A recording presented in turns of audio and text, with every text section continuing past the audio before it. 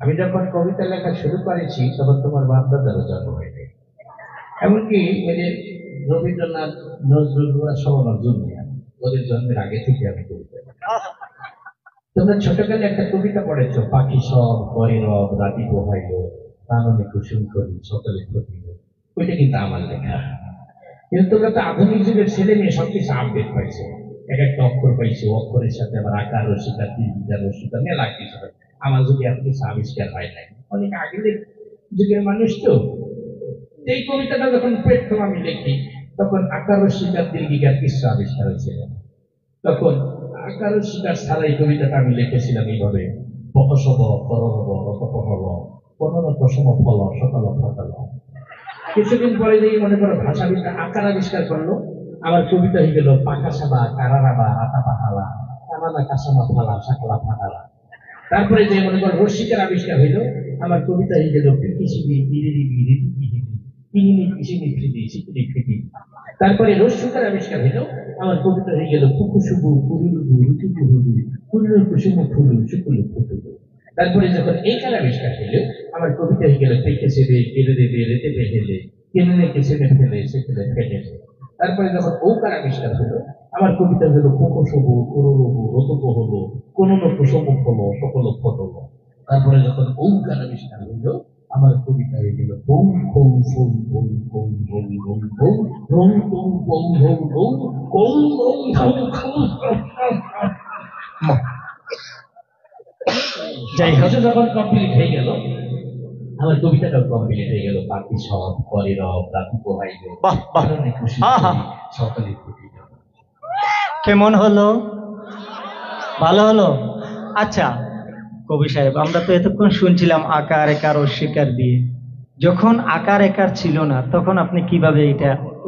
হ্যাঁ, যখন অক্ষর আকারের শিকারের ইতিহাসটা আমি বললাম, হ্যাঁ, যখন অক্ষরও ছিল না তখন কিভাবে করতে? কবিতাটা আমি লিখেছিলাম ইশারায়, তখন এই কবিতাটা আমি লিখেছিলাম এইভাবে।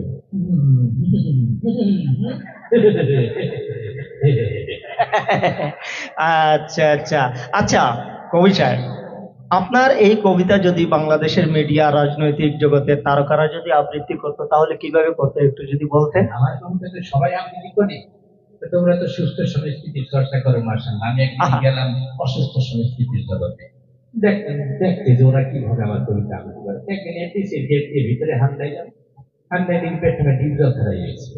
ওকে বললাম যে তুমি একটু আমার কবিতাটা আবৃত্তি করো। সে আমার কবিতাটা আবৃত্তি করলো। হ্যাঁ, পাখি সব কথা ছিল বোঝানো ব্যাপারটা কারণে কুসুম করি সব ছাঁকে মাঠে করে রয়ে গেছে তারা। আমি বললাম সম্ভব তো ভয়ঙ্কর রকম সুন্দর হয়েছে আমার কবিতাটা আবৃত্তি করা। এত ভয়ঙ্কর কবিতা তো আমি দেখিনি, ফুল ফুটার কবিতা, এটা একটু রোমান্টিক হতে হবে। আমি চলে গেলাম মিশা সদাগরের কাছে, বললাম গেলে তুমি একটু আবৃত্তি করো তো। মিশা সদাগর আমার কবিতা আবৃত্তি করলে, পাখি সব করে রাতি পোহালো রাতি পোহালো কাননে কুসুম করে সকলে প্রতিল। আমি বললাম তোরটা তো আরো বেশি ভয়ঙ্কর শোনা গেল, তোরে কি হবে না। তারপরে চলে গেলাম আমার দেশি একজন আছে কাবিলা, তার কাছে যাই বললাম কিন্তু তুমি একটু সুন্দর করে আবৃত্তি করো। কাবিলা আবার এটা আবৃত্তি করলে এইভাবে, পাখি সব ভর্তি আছে রায় পোহাই গেছে স্যার ফিরিয়ে, আর কাননে কুসুম করি সব ফুটি গেছে ফ্যাট ফিরিয়ে। আমি বললাম যে তোর আবৃত্তিটা মজা লাগলো, কিন্তু মাঝখানে ফ্যাক্টরি তো আমি দেখি এটা তুই কোন ব্যক্তি আবিষ্কার করবি। আমি বললাম না তোকে দিয়ে হবে না, আমি একটু নরম মানুষের কাছে, ওই যে কথায় কথায় কামড়ে একটা ছেলে আছে না ওমর সাহেব, ওর কাছে যাই বললাম কিন্তু তুমি একটু আবৃত্তি করো। ও কাইতে গিয়ে বললো পক্ষী সব করে দাও রাতি তো ভালো কারণে কুসুম করে সকলে ফুটিল। তাই বললাম তুই কান্দিস, ফুল ফুটার কবিতা আমার কান্দে নাকি লাগছে। আমি চলে গেলাম মান্নার কাছে, দেখে তুমি একটু আবৃত্তি করো। মান্না আবার আবৃত্তি করলে পাখি সব করে রাতি পোহাল আমাজন রাতি পোহাল কারণে কুসুম করে সকলে ফুটিল সকলে ফুটিল। আমি বললাম যে তোর কবিতাটা মোটামুটি ইমোশনাল ছিল, মাঝখানে আম্মা জানা আসলো। আমি চলে গেলাম ওই যে কথায় কথায় মারামারি করে একটা ভিডিও আছে না কিন্তু নায়ক অ্যাকশন হিরো রুবে, ওকে যাই বললাম কিন্তু তুমি একটু আবৃত্তি করো। ও আবার সিটকে নিতে পারি কি সব করে প্রতিকূল কখনো কুসুম করে সকলে কবি দাও আমি সম্পূর্ণ কবিতা লিখতে মারামারি শুরু করে দিয়েছে।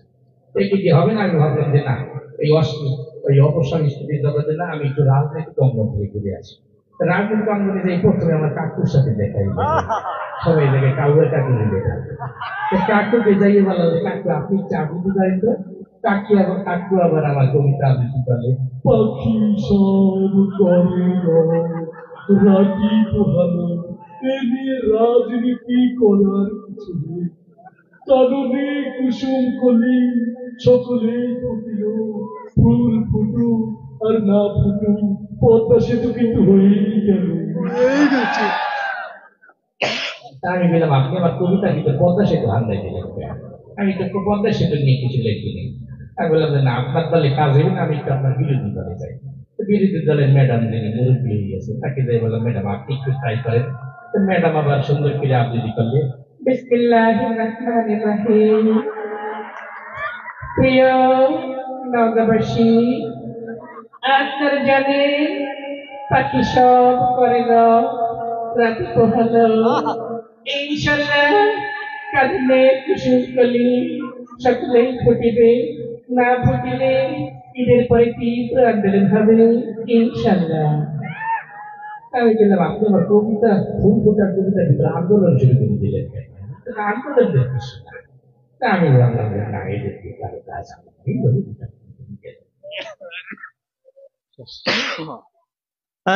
অসংখ্য ধন্যবাদ আমাদের কবি উর্ফে কবিরাজ সাহেবকে, অত্যন্ত সুন্দর। অসংখ্য ধন্যবাদ। আপনাদের অনুষ্ঠানে আসতে পেরে আমি নিজেকে অনেক গর্বিত মনে করতে পারছি। যাই হোক, আপনি কি এতক্ষণ আমার সাক্ষাৎকার নিলেন, আবার 6 নম্বর করে হ্যাঁ একটু বইলা দেন, শুনবেন সবাই, বলেন একসাথে, শুনবেন? চলবে চলবে চলবে কি চলবে? 6 নম্বর স্যার একটু বইলা দেন। উত্তরবঙ্গ আইসি আমার কাছ থেকে আজকে 9 নম্বর বা এই দিকে আছে, পুরো 6 নম্বর পানি নিয়ে আসবে। এমনি বাংলাদেশ বইয়ে দেখে আছে দাদা বাবুরা, আজ 2 দিন পর কয় বাংলাদেশ খাওয়া না, বাংলাদেশ খাওয়াতে পারে জল নিয়ে আসুন দাদা।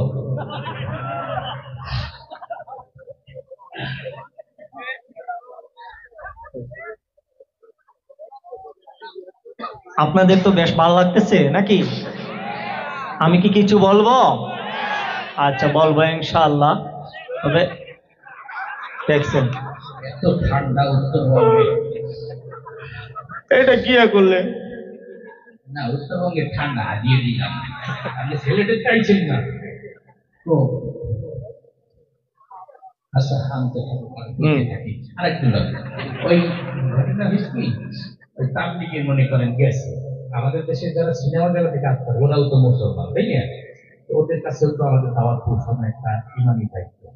ওদের কাছে দিন নাই দেখে তো ওরা সিনেমা জগতে গেছে, ওরা যদি জানতে যে গুনার কাজ তাই তো জানতো।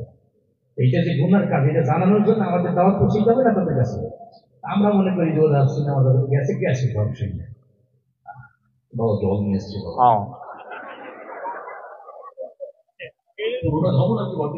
খান খান দাদা, এটা আবার দেখেন কি কোনো কিছু আছে কিনা, গঙ্গার জল নাকি দাদা? যাই হোক, একটা মসজিদে মনে করেন তারা যদি আসে কিভাবে বল, আমরা তো তাদের স্বাভাবিক ভয়েস শুনি নেই, সবসময় ওই সংলাপের ভয়েস গুলোই শুনছি, তাই না? উদাহরণস্বরূপ এক মসজিদে গেছে, তা আমি সব চিন্তা করবো সবাই তো সেলিব্রিটি, এক একজনের এক এক অর্থে দিন তো বিশৃঙ্খলা হবে, এক অর্থে 6টা পয়েন্ট 6 জনকে ভাগ করে দিই। প্রথমে ডিম জলকে বলো যে আপনি কে এলান করে দেন নামাজের পরে, ডিম জল নামাজের পরে এলান করতে আছে ইনশাল্লাহ ভাই, বাকি নামাজের পরে মসজিদ ইমানে কিন্তু কথা হলো, ওই মুসল্লি তোরা হবো বলবি, নাহলে কিন্তু ঠান্ডে মান্ডে প্রবেশ করে দিবে কয়া দিয়ে যাচ্ছে। ওর এলান শুনে তো সবাই ভয় বসে গেছে, সম্পূর্ণ যে লোক এলান আছে আমার সাথে খবরই আছে। তো বসার পরে মিশা সদরকে বুঝ দিলে যে আপনি একটু কালেমার পয়েন্ট আলোচনা করেন। কালেমার পয়েন্ট আলোচনা করতে আছে এইভাবে, আমরা দু চোখে যা কিছু দেখি আর না দেখি সব আল্লাহর সৃষ্টি মাখলো, মাখলুক কিছু করতে পারে না আল্লাহর হুকুম ছাড়া, আর আল্লাহ সব কিছু করতে পারে মাখলুক ছাড়া, ঠিক না? ঠিক। তারপর ডিপজলকে আবার বলো যে আপনি নামাজের বিষয়টা একটু সুন্দর করে বুঝাই বলেন।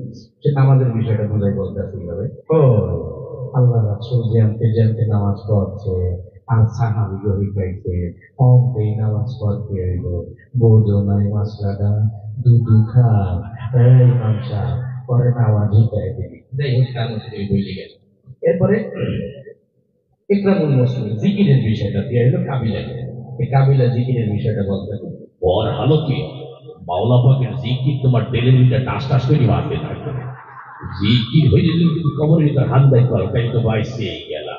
আর জিকির না হইলে কবরে গেলে ফেরেশতারা তোমার চৈত্র শিখের ভিতরে হাত দেয় দিবে, শেষ হয়ে গিয়ে। তো যাই হোক, এরপরে ইকরামুল মুসলিমের এই বিষয়টা বেরো নাই গোমস্তানিকে, সে আবার বললো এইভাবে, একজন মুসলমান আরেকজন মুসলমানের দুঃখ কষ্ট ভাগাভাগি করে দেওয়া যাবে ইকরামুল মুসলিম। চৌধুরী সাহেব, আপনি গরিব হতে পারি, আপনার মতো বদদিন নই, আমি গত মাসে 3 চিল্লা দিয়েছি। তারপরে সহিনিয়া এটা দিয়ে হলো নায়ক মান্নাকে, সে আবার বলল আব্বা আমরা যা কিছু করবো পৃথিবীর কোনো মানুষকে খুশি করার জন্য করবো না, একমাত্র আল্লাহ রাব্বুল আলামিনকে খুশি করার জন্য করবো। হ্যাঁ হ্যাঁ, আল্লাহ রাব্বুল আলামিনকে খুশি করার জন্য করবো। এরপরে দাওয়াতের তাবলীগের বিষয়টা দিয়ে এলো নায়ক রুবেলকে, সে তার মতো করে আল্লাহ দিয়া চান, আল্লাহ দিয়া মান, আল্লাহ দিয়া সময় দিল, আল্লাহ রাস্তায় বের হয়ে আল্লাহ দিয়া চান, মান সময় সঠিক মূল্যায়ন করতে হবে। আর জেনে রাখিস, তুই যদি আল্লাহ দিয়া চান, আল্লাহ দিয়া মান, আল্লাহ দিয়া সময় সঠিক মূল্যায়ন না করিস, এই বিমান হয়ে মারা যাবে, বিমান হয়ে মারা যাবে। এইটা এদিকে তাবলীগের ছয় নম্বর। শোনেন, সবাই খুশি হয়েছেন তো? আচ্ছা, এখন একটু গান শুনি। হ্যাঁ, সবাই আচ্ছা গান শুনবো। একটি কণ্ঠ কিন্তু রয়েই গেল, নতুবা ধরা খেয়ে যাবে। আমি বলবো, কি? আমাদের কাকুর কোনটা একটু বলেন না, 6 নম্বরটা। আল্লাহর দিয়া জান, আল্লাহর দিয়া মান, আল্লাহর দিয়া সময় নিয়ে গাঁটটি গুট্টি বেঁধে ইন্ডিয়ায় পালিয়ে যাওয়া, একেই বলে তাবলীগে যাওয়া।